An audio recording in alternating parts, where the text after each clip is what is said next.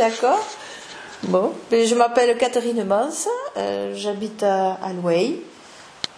J'habite un vieux moulin depuis familial, si on peut dire. Voilà.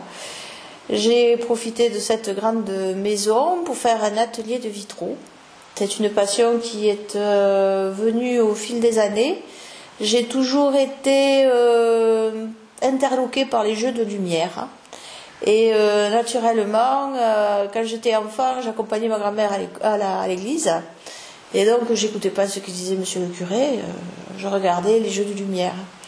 Et plus tard, des circonstances ont fait que, en visitant un château dans le Gers, j'ai vu une plaquette d'une vitrailliste, d'une véritable orfèvre en vitrail, parce qu'elle fait de la restauration. Et j'ai osé lui demander de me former. Et elle a été très gentille, et depuis lors, je fais des vitraux. Je me suis perfectionnée avec elle, et puis après, j'ai volé mes propres ailes. Donc vous faites des vitraux depuis combien d'années alors? Oh, ça va faire vraiment depuis 3 ans. Depuis 3 ans, et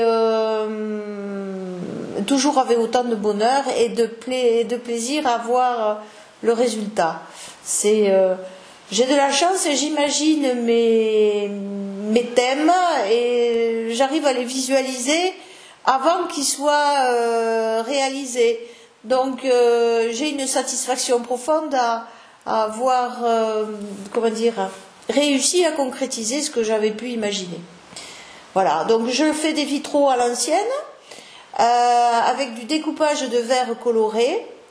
Je fais quelques peintures parfois sur certains modèles. Et ils sont tous soudés avec le plomb. Et ils sont montés avec le plomb et ils sont soudés à l'étain. La majorité du temps, lorsqu'il y a des détails très très précis, très fins, le plomb n'est pas adapté pour les réaliser.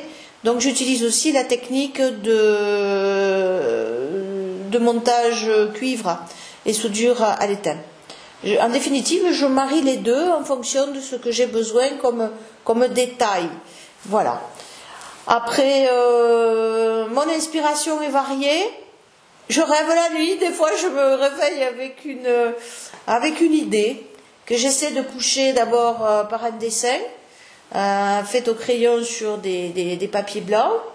Et puis, comme j'ai visualisé dans mon rêve, comme je vous disais tout à l'heure, un petit peu mon vitrail, vite je vais voir dans ma réserve de verre et j'essaie de trouver ce qui correspond à cette inspiration. Alors j'ai réalisé plusieurs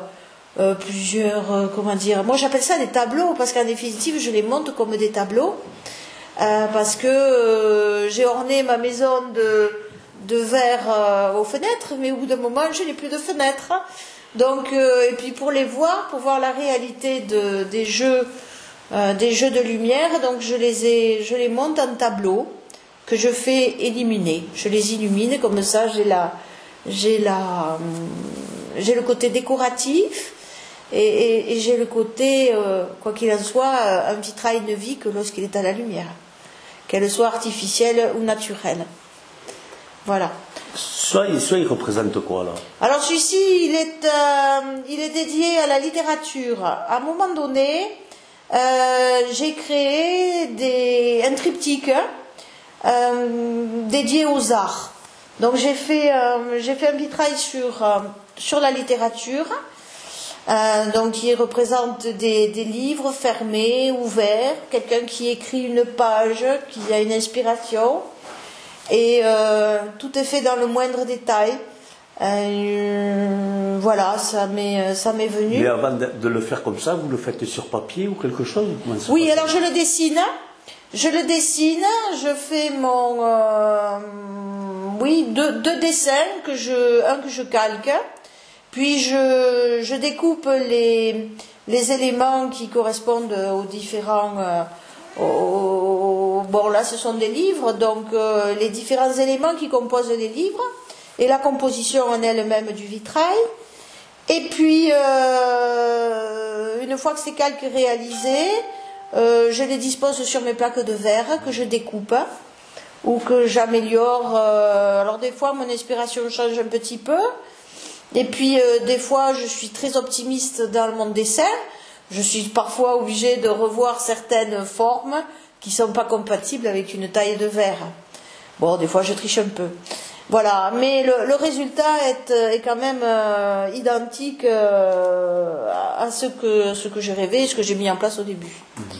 Voilà, alors une fois que les verres sont tous coupés, ils sont tous ajustés pour tomber parfaitement, qu'ils coïncident parfaitement. Et après arrive le montage au plomb. Alors, le plomb est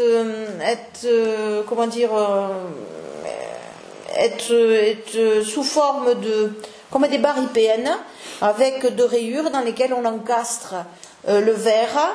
Tout ça est lissé, bien adapté, et puis les points de jonction sont soudés, donc ce que je vous disais à l'étain. Et à la longue, on arrive à avoir un tableau qui petit à petit se monte. C'est-à-dire que vous travaillez d'abord sur l'encadrement avant de faire le reste? Non, je commence par un angle du tableau, généralement le coin gauche bas, et puis on monte, on essaie d'entrecroiser les tiges de plomb qu'on utilise de telle sorte à amener une rigidité naturelle, qui sera par la suite consolidée par le en définitive les points de soudure, hein, par la soudure. Hein. Et ceci on le fait sur les deux faces. Une fois qu'on a réalisé une face qui est entièrement finie, on retourne délicatement le vitrail parce qu'il est encore fragile et on refait la même opération dans le sens opposé. On relisse, on renettoie et on soude des deux côtés. D'accord. Hein. Voilà. D'accord. Et ça, il représente quoi alors? Alors celui-ci, c'est un hommage à la peinture. Et donc, je me suis inspirée, on voit la palette de peintre, la main du peintre qui est en train de peindre un tableau. Et je me suis inspirée, j'ai utilisé un tableau de Kandinsky. Voilà, c'était, je pense, le plus facile à réaliser. Et c'est pas très facile à réaliser. Voilà, la peinture comme ça. Après tout ça, c'est monté. On a l'impression que c'est un chevalet qui tient le tableau. Voilà. Là, ça représente combien d'heures alors pour celui-là? Oh, celui-là, il doit y avoir à peu près. Le plus difficile a été la palette de peintre. Il doit y avoir là une trentaine d'heures. Une trentaine d'heures. Tout en comptant que le montage a été relativement facile. Là, ça a été plus facile, oui. Là, ça allait. Celui qui a été le plus long, c'est celui sur la musique, qui est représenté par la guitare et le saxophone. La guitare a pris énormément de temps, parce que j'ai eu le souci du détail je ne sais pas comment ça s'appelle sur une guitare, mais des touches où on met les doigts. Elles sont toutes dans une continuité de verre et avec des spécificités dans la couleur. Et donc je voulais que ça soit très aligné, que ça fasse comme un véritable manche de guitare. Voilà, donc celui-là il a été très très long par contre. J'ai eu beaucoup de détails et puis non, il a été très très long. Assez difficile par la qualité des verres que j'avais mis. Parce qu'il y a des verres qui se taillent facilement, puis il y en a d'autres, ils m'opposent une certaine résistance. Voilà, mais bon, je suis têtue et minutieuse et patiente, donc je finis par avoir gain de cause, mais des fois, comme on dit, on pourrait s'arracher les cheveux. Ouais. Voilà. Et sinon, ça vous arrive de travailler sur photo aussi ou... Alors voilà, des fois j'ai des commandes un peu surprenantes où on me demande de réaliser un objet, parfois un animal. Et écoutez, j'essaie de faire quelque chose de plus ressemblant possible quand c'est possible. C'est-à-dire qu'il y a des formes, on ne peut pas couper un angle très rentrant, c'est pas possible, le verre se casse. Donc des fois il faut que je modifie un petit peu la forme, mais bon, j'essaie de respecter les commandes que l'on me fait. Voilà. Puis les thèmes, on me dit, on aimerait ces couleurs-là, on vous laisse faire ce que vous voulez. Après, on me dit, on aimerait ce thème, voilà, il faut que... Voilà, et puis les dimensions aussi. Des fois, c'est pas possible par rapport aux dimensions. Il faut que le verre puisse être taillé et donne un résultat quand même à l'œil visuel qui soit adapté. Voilà. Donc il y a aussi parfois l'inconvénient de la dimension du vitrail. Les grands vitraux. Là, c'est des grandes plaques que vous avez alors pour le verre, oui, que j'achète. Oui, on arrive à trouver des grandes plaques. À peu près, la plus haute doit faire dans les 1,20 m. Et en largeur, ça dépend. Après, il y a les questions de stockage et de transport. Parce que pour aller les chercher, il faut pouvoir les... Alors souvent, je me les fais retailler, parce que le 1000 morceaux à la maison est plus utile.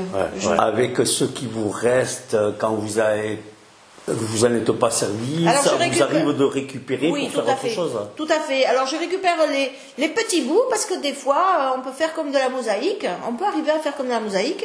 Et donc, j'ai très peu de chutes de verre. J'arrive à peu près tout garder.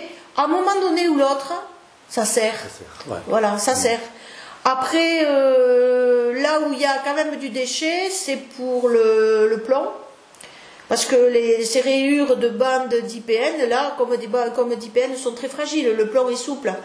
Et quand le plomb est très abîmé, on ne peut pas le récupérer.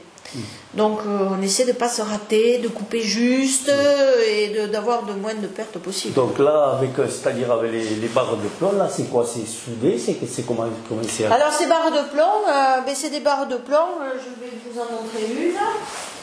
Voilà.